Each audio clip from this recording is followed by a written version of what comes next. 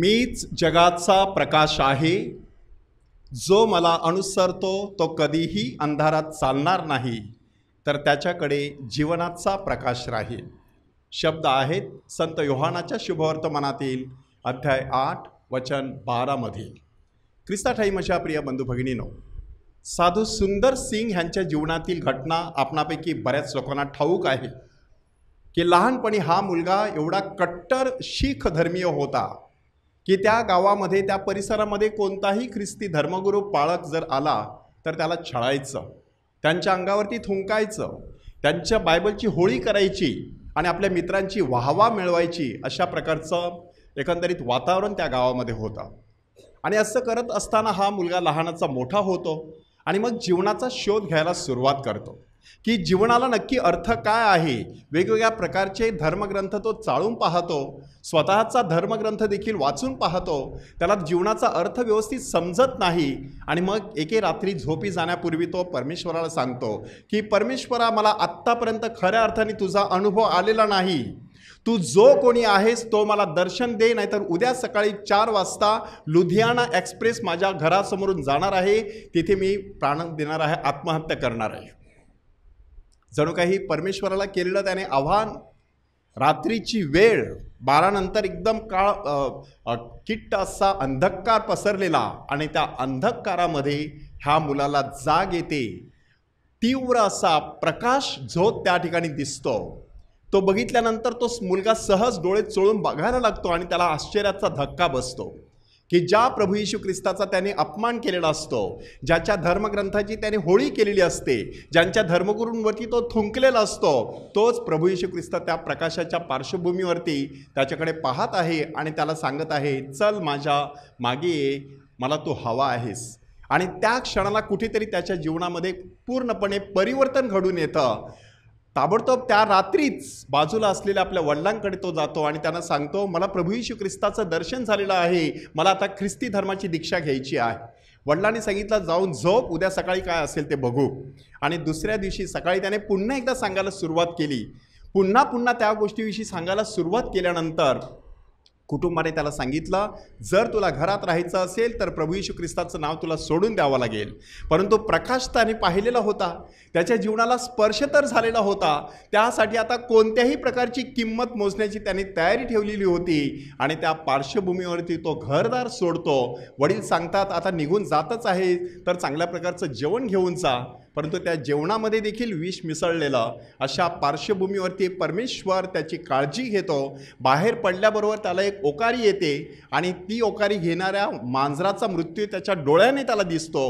हे सगळं पाहिल्यानंतर अंतःकरणामध्ये त्याला जाणवलं की परमेश्वर नक्कीच मला बोलावत आहे, त्यासाठी मला आता कोणत्याही प्रकारची किंमत मोजण्याची माझी तयारी आहे. आणि नंतर साधू सुंदर सिंग ज्या ठिकाणी ख्रिस्ती धर्माचा प्रसार त्यावेळेला झालेला नव्हता, तिबेट, इंडोनेशिया, इंडो चायना अशा प्रकारच्या ठिकाणी जाऊन पोहोचले आणि परमेश्वराची सुवार्ता त्यांनी पसरविली. हा संपूर्ण प्रसंग आजच्या दिवशी आपल्यासमोर कशासाठी उभा करण्यात आलेला आहे की ह्यामध्ये एक महत्त्वाचा धागा आहे, परमेश्वराचा प्रकाश. हा जो प्रकाश आहे तो प्रकाश नुसता आपल्या उघड्या डोळ्यांना दिसतो तसा प्रकाश नसतो. हा प्रकाश जो दिसतो तो क्षणभंगूर आहे. कोणत्याही क्षणाला लाईट गेली तर इथे अंधकार पसरू शकतो. बुद्धीचा प्रकाश असतो तो देखील मर्यादित आहे. माणसाच्या बुद्धीला सगळंच काही समजत नाही. त्यानंतर विद्वत्तेचा प्रकाश असू शकतो पण तो सुद्धा मर्यादित आहे. परंतु हा जो अध्यात्माचा प्रकाश असतो, हा जो श्रद्धेचा प्रकाश असतो, त्या प्रकाशाविषयी प्रभू येशू ख्रिस्त आजच्या शुभवर्तमानातील, योहानाच्या शुभवर्तमानातील 8व्या अध्यायामध्ये आपल्याला सांगत आहे. आज आपण संत योहानाच्या शुभवर्तमानातील अध्याय 8चा व्यवस्थितपणे अभ्यास करणार आहोत. हा अभ्यास करत असताना बायबलमध्ये प्रकाश हा जो विषय कसा हाताळलेला आहे त्याच्यावरती चिंतन करत स्वतःच्या जीवनाकडे पाहणार आहोत की प्रकाशाचं लेकरू म्हणून मला वाटचाल करायची आहे, पण मी नक्की प्रकाशामध्ये आलेलो आहे का. आपल्याला प्रकाश झोतात यायचं नसतं. प्रकाश झोतात म्हणजे प्रसिद्धीच्या झोतामध्ये, तिथे नाही आहे. तर प्रकाशात राहायचं, त्याचा काय अर्थ आहे तो आपण शोधून काढण्याचा प्रयत्न करायचा आहे. ह्या शुभवर्तमानाची सुरुवात कशी होते बघा, तुमचं बायबल उघडून तुम्ही बघू शकता की त्या ठिकाणी अध्याय 8 दिलेला आहे, पण वचन मात्र 53 दिलेलं आहे. ते 53 वचन कोणत्या अध्यायाचं आहे? अगोदरच्या अध्यायाचं आहे. बघा उघडून, आहे की नाही? 53वं वचन जे आहे ते अगोदरच्या अध्यायाचं आहे, की तिथून एक नवीन जणू काही सुरुवात आता प्रभू येशू ख्रिस्त करत आहे, हे आपल्याला दर्शविण्यात आलेलं आहे. काय नक्की घडलेलं आहे की 7व्या अध्यायामध्ये गेल्या वेळेला आपण बोलल्याप्रमाणे सोहळ्याविषयी आपण ऐकलेलं आहे. मंडपाचा सण आहे, तो सण आता संपलेला आहे आणि सगळे लोक आता पांगत आहेत आणि प्रभू येशू ख्रिस्त पुन्हा एकदा जैतुनाच्या डोंगरावर रात्रभर प्रार्थना करतो आणि मंदिरात येतो. तिथून बाहेर येता बरोबर काहीतरी महत्त्वाची घटना घडते. काय घटना घडलेली आहे? शास्त्री आणि परुषी ह्यांनी व्यभिचार करीत असलेल्या एका स्त्रीला त्या ठिकाणी धरून आणलेला. प्रसंग कसा आहे बघा. व्यभिचारासारखं पाप, परमेश्वराची निंदा, देवनिंदा करण्यासारखं पाप, ज्याला ब्लास्फेमी बोलतात, आणि खुणासारखं पाप, ह्या 3 पापासाठी एकच प्रकारची देहांताची शिक्षा होती आणि ती होती दगडमार करून अशा व्यक्तीला ठार करायचं. आणि नेमकी ती स्त्री त्या पापामध्ये त्या ठिकाणी पकडली गेलेली होती.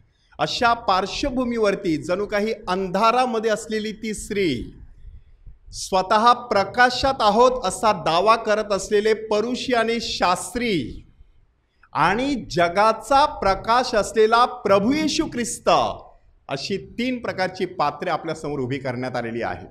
आणि मग शास्त्री आणि परुषी प्रभू येशू ख्रिस्ताला शब्दात पकडण्यासाठी प्रश्न विचारतात. मोशेने तर सांगितलेलं आहे की अशांना दगडमार करायचा, तुम्ही ह्याविषयी काय सांगता? येशू बोटाने जमिनीवरती लिहू लागला असं आपल्याला सांगण्यात आलेलं आहे. काय नक्की लिहत असेल त्या ठिकाणी? प्रभू येशू ख्रिस्त त्या ठिकाणी जमिनीवरती ओनावून बोटाने काय लिहायला लागलेलं असेल?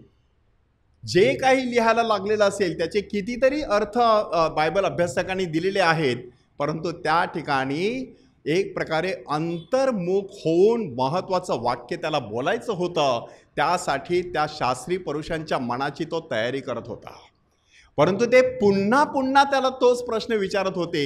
तेव्हा त्याने ते महत्त्वाचं वाक्य म्हटलं की तुमच्यामधील जो निष्पाप असेल त्याने पहिला दगड मारावा. आणि मग आपल्याला काय सांगण्यात आलेलं आहे?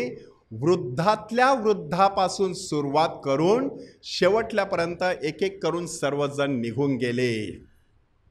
तुम्ही विचार करा, त्या ठिकाणी पवित्र मरिया जर उपस्थित असती, निष्पाप, एकही पाप न केलेली व्यक्ती, तिने दगड मारला असता का? ह्याविषयी सुद्धा धर्मपंडितांनी किती सुंदर चिंतन दिलेलं आहे. नुसतं हे तत्व महत्त्वाचं नाही, क्षमा नावाची जी गोष्ट असते, वात्सल्य नावाची जी गोष्ट असते, प्रेम नावाची जी गोष्ट असते, ती ह्या अशा सर्व प्रकारच्या नियमांच्या पलीकडे जाणारी असते. म्हणून पवित्र मरिया जरी त्या ठिकाणी असती तरी तिने दगड उचलला नसता. ही माझी लेक आहे, पाय घसरला आहे तरी देखील पूर्णपणे तिला नष्ट करायचं नाही, तिला शुद्ध करायचं. पाप्यांचा आश्रय आहे पवित्र मरिया, तिने दगड उचलला नसता, असं एका धर्मपंडिताने सांगितलेलं आहे. विचार करा, म्हणजे नुसता न्याय करून दोष देऊन माणूस दुसऱ्या व्यक्तीच्या जीवनात प्रकाश आणू शकत नाही. त्या दिवशी जर तिला दगडमार केला असता तर एक प्रकरण संपलं असतं, तिकडेच तिचं जीवन सगळं संपलं असतं. परंतु ती पापामध्येच मरण पावली असती. तिला शुद्ध होण्यासाठी, नवीन जीवन सुरू करण्यासाठी संधीच मिळाली नसती. जगाचा प्रकाश असलेला प्रभू येशू ख्रिस्त एका दगडात 2 पक्षी मारतो. एक पक्षी त्या स्त्रीला नवीन संधी, पण दुसरा महत्त्वाचा पक्षी शास्त्री परुषी ह्यांना अंतर्मुख करायला लावणारं ते वाक्य. त्यांनी स्वतःच्या अंतःकरणाकडे बघितलं असेल की बरोबर आहे, ह्या स्त्रीचं झालेलं आहे हा पाप, पण माझ्या हातून देखील बरीच पापं झालेली आहेत, छोटी मोठी पापं माझ्याही हातून झालेली आहेत. ह्याची जाणीव जी व्यक्ती ठेवत असते ती व्यक्ती प्रकाशाच्या दिशेने वाटचाल करायला सुरुवात करत असते. त्यानंतर मात्र येशूने त्या स्त्रीला जे म्हटलेलं आहे ते प्रकाशात येण्यासाठी माणसाने काय करायचं असतं त्याच्यासाठी दिलं गेलेलं स्पष्टीकरण आहे. येशूने तिला प्रश्न विचारला, तुला कोणी दंड ठोठावला नाही का? आणि तिने सांगितलं, नाही प्रभूजी. येशूने सांगितलं, जा मीही तुला दंड ठरवत नाही, पुन्हा पाप करू नकोस. हे वाक्य जास्त महत्त्वाचं आहे. पुन्हा पाप करू नकोस ह्याचा अर्थ असा आहे, आत्तापासून एका नवीन जीवनाला तू सुरुवात कर. अंधारातलं जीवन संपलं, आता प्रकाशातलं जीवन तुला सुरू करायचं आहे. त्या दिवशी प्रभू येशू ख्रिस्ताने जणू काही तिला नवीन जीवनाची दीक्षा दिली. म्हणून ही स्त्री योहानाच्या शुभवर्तमानामध्ये व्यभिचारी स्त्री ह्या एका शीर्षकाखाली अजरामर झालेली आहे. त्यानंतर ताबडतोब आपल्याला सांगण्यात आलेलं आहे, येशू पुन्हा त्यांना सांगायला सुरुवात करतो. कोणाला सांगायला सुरुवात करतो? लोक त्या ठिकाणी उभे आहेत, मंदिराच्या बाहेरच येशू आहे. त्या ठिकाणी तो सांगत आहे, मी जगाचा प्रकाश आहे. काय पार्श्वभूमी होती? मंडपाचा जो सण असतो त्यावेळेला मोठ्या मेणबत्त्या लावायची आणि असं म्हणतात की त्यावेळेला ज्या मेणबत्त्या लावल्या जायच्या त्या कितीतरी दिवस अशा पुरायच्या आणि त्यांचा प्रकाश संपूर्ण जेरुसलेमचं नगर जे होतं, नगरी होती, त्याला प्रकाशित करायचं. येशू काय सांगत आहे बघा, की मी जगाचा प्रकाश आहे. हा जो प्रकाश तुम्ही बघत आहात, 8 दिवसाने आपला सण संपल्यानंतर हा प्रकाश बंद होईल, पण मी जगाचा प्रकाश आहे. जो मला अनुसरतो तो कदापि अंधारात चालणार नाही. अनुसरणं म्हणजे नक्की काय करायचं? प्रभू येशू ख्रिस्त प्रकाशाची वाट चालतो, प्रकाशाची शिकवण देतो, प्रकाशमय शब्द उच्चारतो. त्या शब्दांवरती विश्वास ठेवायचा, त्यानुसार जीवन जगायला सुरुवात करायची. आपल्याही जीवनामध्ये ती प्रकाशाची पहाट आल्याशिवाय राहत नाही. परंतु एकदा प्रभू येशू ख्रिस्ताने हे बोलायला सुरुवात केल्यानंतर यहुदी लोक त्या ठिकाणी आपापले प्रश्न घेऊन उभे आहेत. ते प्रभू येशू ख्रिस्ताला वेगवेगळ्या प्रकारचे प्रश्न विचारत आहेत. म्हणून आता 3ऱ्या टप्प्यामध्ये येशू एक महत्त्वाचं वाक्य मागतो, तुम्ही आपल्या पापात मराल. माणसासमोर जीवन आणि मरण, प्रकाश आणि अंधार, सत्य आणि असत्य ह्याची निवड करण्याचं स्वातंत्र्य असतं. जे त्याला हवं तेच त्याला दिलं जाणार आहे. अनुवादाच्या पुस्तकात हे स्पष्टपणे सांगितलेलं आहे. परमेश्वर म्हणतो, तुझ्यापुढे मी जीवन आणि मरण ठेवलं आहे, तू जीवन निवड, तू प्रकाशाची निवड कर. सतत आपल्याला अशा प्रकारची निवड करण्याचं स्वातंत्र्य असतं. त्या स्वातंत्र्याचा माणूस जेव्हा वापर करत असतो तेव्हा माणूस प्रकाशाच्या दिशेने वाटचाल करायला सुरुवात करत असतो. येशू त्यांना सांगत आहे की तुम्ही आपल्या पापात मरा, जाणीव करून देत आहे. त्याच्याही पलीकडे जाऊन 4थ्या टप्प्यामध्ये आता येशू महत्त्वाचं वाक्य सांगत आहे, तुम्हाला सत्य समजेल आणि सत्य तुम्हाला बंधमुक्त करेल. कोणत्या प्रकारचं सत्य आपल्याला बंधमुक्त करणार आहे? आपण जसे लहानाचे मोठे होत जातो तशा काही गोष्टी आपल्याला कळायला लागतात. त्या एकदा समजल्यानंतर आपण आपोआपच त्यांच्या बंधनातून मुक्त होत असतो. आपल्या जीवनातल्या कितीतरी सवयी, वाईट सवयी असू शकतात, पापप्रवृत्ती असू शकतात, हळूहळू निघून गेलेल्या आहेत. कुठेतरी आपल्याला ते सत्य समजलेलं आहे आणि म्हणूनच त्याच्यातून बंधमुक्त होण्याची एक पॉवर जणू काही आपल्याला मिळालेली आहे. एवढं सगळं सांगितल्यानंतर सुद्धा त्या यहुद्यांचं काही समाधान होत नाही. ते सातत्याने प्रभू येशू ख्रिस्ताला काही ना काही विचारत राहतात. तेव्हा येशूच्या लक्षात येतं की ह्यांचा बोलविता धनी वेगळाची आहे. बोलविता धनी वेगळाचं ह्याचा अर्थ काय आहे? हे जे लोक प्रश्न विचारत आहेत त्या प्रश्नाच्या पाठीमागे सैतानी प्रवृत्ती आहे. म्हणून येशू त्यानंतर पुढचं वाक्य म्हणतो की सैतान हा लबाड आहे, खोटं बोलणारा आहे आणि तो लबाडीचा बाप आहे. प्रभू येशू ख्रिस्ताने सैतानाचा उल्लेख अशा प्रकारे केलेला आहे. त्याचं कारण काय? अगदी प्रारंभापासून तो खोटं बोलत आलेला आहे. म्हणजे कधीपासून? एवेला त्याने काय सांगितलं की तुम्ही मराल असं सांगितलंय देवाने. तुम्ही मरणार नाही, तुम्ही हे फळ खाल तर तुमचे डोळे उघडतील आणि मग तुम्ही जिवंत राहाल. परंतु हे परमेश्वराने त्यांना सांगितलं होतं की तुम्हाला तर आता अमरत्वाचा पट्टा दिलेला आहे, फक्त एवढं फळ खाऊ नका. आणि नेमकं तेच फळ त्यांनी खाल्लेलं आहे आणि नंतर सैतान मात्र बाजूला जातो. पण ह्यांच्यावरती शिक्षेचा प्रसंग येतो. सैतान नेमकं हेच करत असतो. सैतान हा अंधाराचा अधिपती आहे असा उल्लेख येशूने त्याचा केलेला आहे. सैतान माणसाला अंधारामध्ये ढकलत असतो. त्याने जुदासला देखील अंधारात ढकलण्यास कमी केला नाही. म्हणून योहानाच्या शुभवर्तमानामध्ये आपण पाहतो येशूने घास दिल्यानंतर त्याच्यामध्ये सैतान शिरला. नक्की सैतान शिरला कसा? तो घास म्हणजे त्याला आता अटीतटीचा प्रश्न होता. तू आता माझ्या बाजूने आहे की सैतानाच्या बाजूने आहे, त्याची निवड कर. आणि जुदासने कोणाची निवड केली? सैतानाची. म्हणून त्याच्यामध्ये सैतान शिरला असं आपल्याला सांगण्यात आलेलं आहे. आणि तो बाहेर गेला तेव्हा रात्र होती. रात्र नक्की कुठे होती? नुसती बाहेर नव्हती, जुदासच्या अंतःकरणामध्ये होती. माणसाच्या अंतःकरणामध्ये असं काही काळबेरं असल्यानंतर त्याची कृत्ये देखील तशा प्रकारची काळीबेरी असतात. ते आपल्याला स्पष्टपणे त्या ठिकाणी दिसत आहे. सैतान माणसाला अशा प्रकारे झुलवत ठेवतो. म्हणून माणसाने सावध राहायचं आहे आणि परमेश्वराचं वचन, त्याची वाणी ऐकण्याचा प्रयत्न करायचा आहे. सैतानाची वाणी कांठाळा बसवणारी असते, परमेश्वराची वाणी क्षीण आणि शांत असते. सैतान सातत्याने तुम्हाला ढुशा मारत असतो, जणू काही ढकलत असतो, जा हे पाप कर.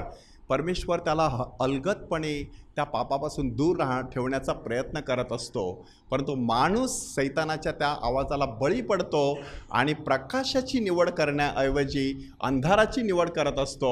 आतापर्यंत संपूर्ण बायबलमध्ये आपल्याला त्याचा इतिहास पाहायला मिळेल.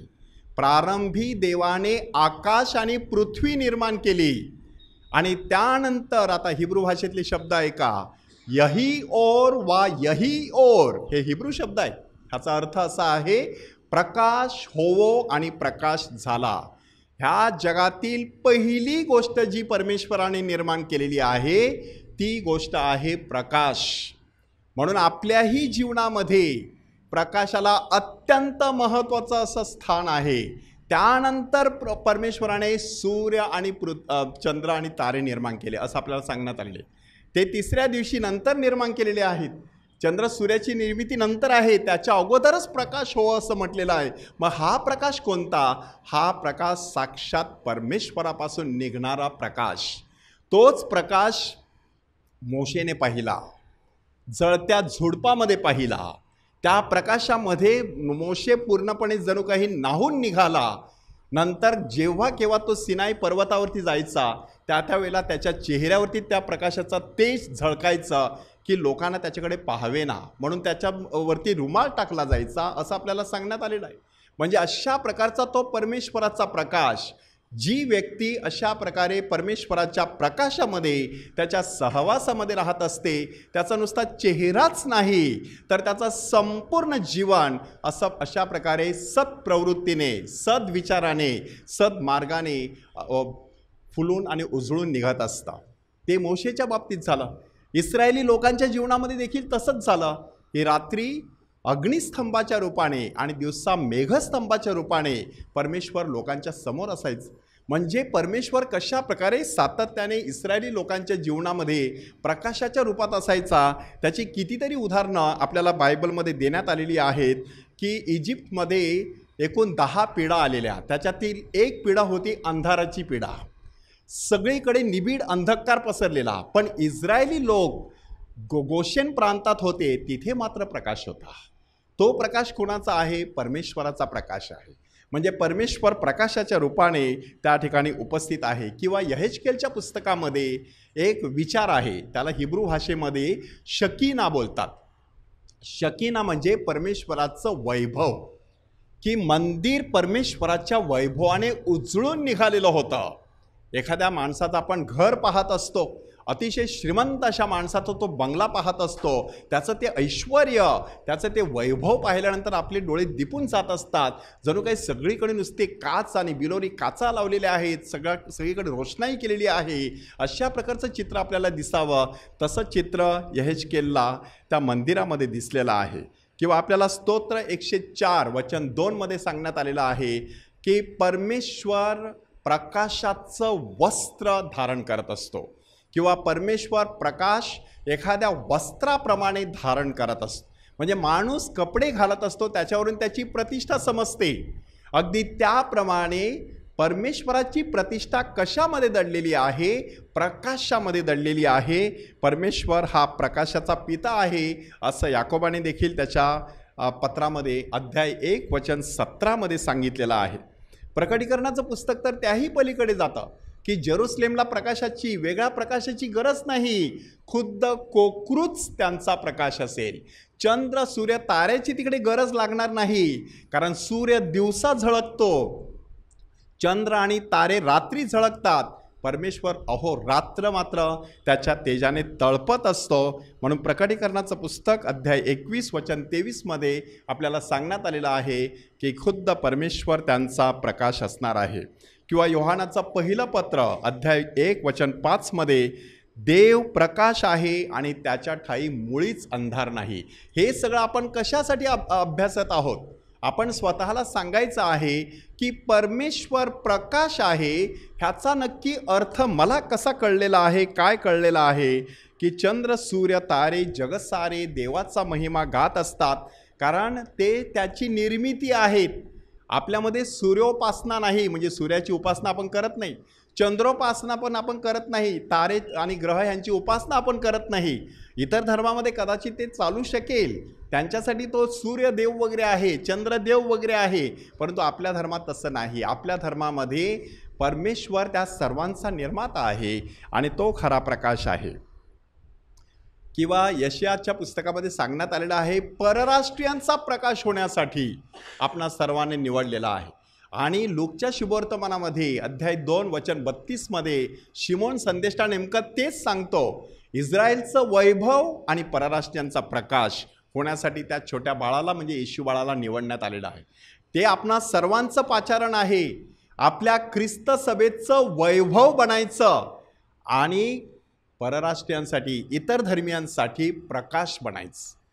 की अंधारामध्ये प्रकाश किरण बघितल्यानंतर माणसाला आशा निर्माण होत असते, दिशा मिळत असते. अगदी त्याप्रमाणे ह्या जगामध्ये कितीतरी लोक वेगवेगळ्या प्रकारच्या अंधारामध्ये पडलेले आहेत. अज्ञानाच्या अंधारामध्ये आहेत, पापाच्या अंधारामध्ये आहेत, गरिबीच्या अंधारामध्ये आहेत, दारिद्र्यामध्ये खितपत पडलेले आहेत, व्यसनाधीनच्या काळोखामध्ये पडलेले आहेत. अशा सगळ्या लोकांना कोणीतरी तो प्रकाश दाखवायचा आहे. त्याच्यासाठी आपल्याला प्रकाश बनायचा आहे. प्रभू येशू ख्रिस्त पुढे जाऊन आपणा सर्वांना सांगतो, तुम्ही जगाचा प्रकाश आहात. डोंगरावर वसलेलं नगर कधी लपून राहू शकत नाही. दिवा लावून कोणी मापाखाली ठेवत नसतात, दिवठणीवर ठेवतात. येणाऱ्या प्रत्येकाला उजेड. म्हणून तुमचा प्रकाश लोकांसमोर अशा प्रकारे पडू द्या की तुमची सत्कर्मे पाहून तुमच्या स्वर्गातील पित्याचे त्यांनी गौरव करावे. कशासाठी प्रकाश द्यायचा इतरांना? की तो प्रकाश इतरांना अशासाठी द्यायचा की त्या प्रकाशाकडे पाहून परमेश्वराचा गौरव व्हावा. कार्डिनल हेनरी न्यूमन यांनी अशा प्रकारची ती कविता लिहिलेली आहे की हे परमेश्वरा, माझ्यामधून इतर लोकांना तुझ्या प्रकाशाचं दर्शन घडू दे. जेव्हा हा प्रकाश पाहून ते माझी स्तुती करतील तेव्हा मला एक गोष्ट लक्षात ठेवू दे, हा माझा प्रकाश नाही तर तुझा प्रकाश आहे. ही नम्रता ज्या माणसाच्या अंतःकरणामध्ये असते त्या माणसाच्या अंतःकरणामध्ये सतत हा प्रकाश पसरत असतो. 3 मागी लोकांना तशा प्रकारचा प्रकाश दिसला. त्यानंतर प्रकाशाचा उगम असलेला परमेश्वर येशू ठाई दिसला, म्हणून त्यांच्या जीवनाची संपूर्ण वाट बदलून गेली. त्यांना पूर्व दिशेला जो तारा दिसला त्या ताऱ्याने त्याच्या जीवनाची पूर्णपणे दिशा बदलून गेलेली आहे. आज आपण स्वतःला हा प्रश्न विचारायचा आहे की माझ्या बालपणापासून माझ्या मृत्यूपर्यंत एक श्रद्धेचा प्रकाश माझ्या सोबतीला असणार आहे. की श्रद्धेचं दार आपल्यासाठी कधी उघडलं जात असतं? पोप बेनेडिक्ट 16 ह्याने त्याचं उत्तर देताना सांगितलं, आपल्या बाप्तिस्म्याच्या वेळेला. त्या बाप्तिस्म्याच्या वेळेला जळती मेणबत्ती पेटवून मद्रीम पद्रीण आणि आई वडील ह्यांच्या हातामध्ये दिली जात असतं. आणि काय सांगितलं जात असतं? आई बापानो आणि धर्म आई बापानो, ही ज्योत तुम्ही नेहमी तेवत ठेवावी म्हणून तुमच्या हाती सोपवण्यात आलेली आहे. हे तुमचं लेकरू परमेश्वराच्या ख्रिस्ताच्या प्रकाशाने प्रकाशित झालेलं आहे. प्रकाशाची वाटचाल करत त्याला जीवन जगायचं आहे आणि प्रभू पुन्हा येईल तेव्हा त्याला भेटण्यासाठी त्याला सज्ज राहायचं आहे, हातामध्ये श्रद्धेचा तो दिवा धरून. म्हणून माणसाच्या मृत्यूनंतर देखील आपण प्रार्थना कशी करत असतो? प्रभो त्याला चिरंतन शांती दे आणि अनंत तेजाने त्याला प्रकाशित कर. हे अनंत तेज कोणतं आहे? परमेश्वराचं. पण प्रकाशित करण्यासाठी त्याच्या हातामध्ये तो दिवा, श्रद्धेचा दिवा, श्रद्धेचा दीप असणं गरजेचं आहे. पोप जॉन पॉल II ह्यांनी 2002 साली ज्या वेळेला रोझरी वर्ष जाहीर केलं त्यावेळेला प्रकाशाचे 5 रहस्ये त्या रोझरी मध्ये अंतर्भूत केली. त्या सगळ्या 5 रहस्यांकडे बघा, तुम्हाला प्रत्येक ठिकाणी प्रकाश दिसेल की त्या ठिकाणी प्रभू येशू ख्रिस्ताचा यार्देन नदीत बाप्तिस्मा झाला आणि तो प्रभू येशू ख्रिस्त संपूर्ण जगाचा प्रकाश आहे, परमेश्वराचा परमप्रिय पुत्र आहे, हे त्या ठिकाणी प्रकट करण्यात आलं. काना इथे लग्न समयसुद्धा अडीअडचणीच्या वेळेला जणू काही एखादी चिंता त्याला भेडसावत असेल, अशा वेळेला प्रभू येशू तिथे प्रकाश बनतो आणि संपूर्ण प्रसंग पालटून टाकतो. पापाच्या अंधारात जे बसलेले आहेत त्यांच्यासाठी परिवर्तनाची घोषणा करतो, पश्चातापाची घोषणा करतो. रूपांतराच्या पर्वतावरती त्याचा चेहरा पूर्णपणे तेजाने भरून जातो, उजळून निघतो आणि ज्यावेळेला पवित्र मिस्साबलीची तो स्थापना करतो, ती पवित्र मिस्साबली अजूनही आपलं जीवन उजळून काढत आहे. अशा प्रकारे उपासनेमध्ये, आपल्या ख्रिस्ती धर्मामध्ये, आपल्या जीवनामध्ये प्रकाशाचं एक फार मोठं महत्त्व आहे. आपण आता स्वतःला 3 महत्त्वाचे प्रश्न विचारणार आहोत. पहिला प्रश्न आपण स्वतःला विचारायचा आहे, परमेश्वर प्रकाश आहे, त्याचा माझ्यावर काय फरक पडलेला आहे? की परमेश्वर जर प्रकाश असेल आणि मी त्याच्या उपस्थितीमध्ये जाऊन बसत असेल तर माझ्या जीवनामध्ये कशा प्रकारचा फरक पडलेला आहे? दुसरा प्रश्न विचारायचा आहे, मी जगाचा प्रकाश आहे, मला जगामध्ये प्रकाश पसरवायचा आहे, कशा प्रकारे मला हा पसरवता येईल?